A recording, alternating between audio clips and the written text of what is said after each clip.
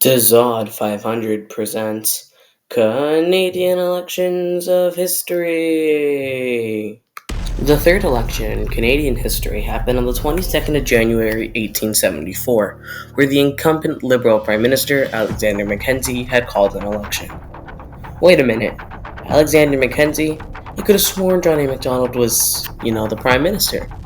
Yes, but in 1872, in the last election, John A. Macdonald, it was found out that he was paying the Conservative government to basically rig the election so that Macdonald won re-election. And of course, Macdonald won big. I have a whole video about that scandal. And that when it was figured out in 1873, Macdonald resigned as Prime Minister, leaving the Alexander Mackenzie, obviously. He became the Prime Minister, and now he's calling this election. He's been the leader since the 6th of March, 1873, which is when essentially Macdonald resigned. Mackenzie's running from Lambton, and Macdonald is running from Kingston.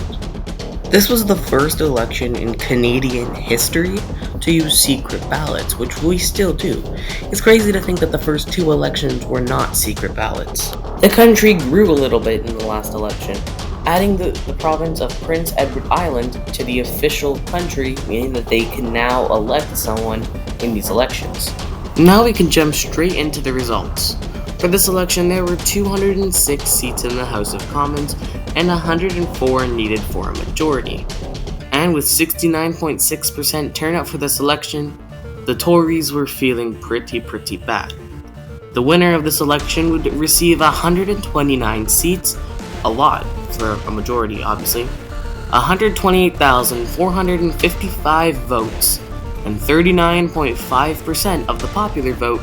That would be Alexander Mackenzie.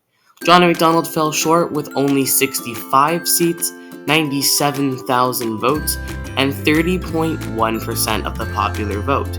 You may be asking yourself, where the hell did the rest of the 30% go? And to that, I can't tell you where, I have no clue. This is the only election that John A. Macdonald ever lost.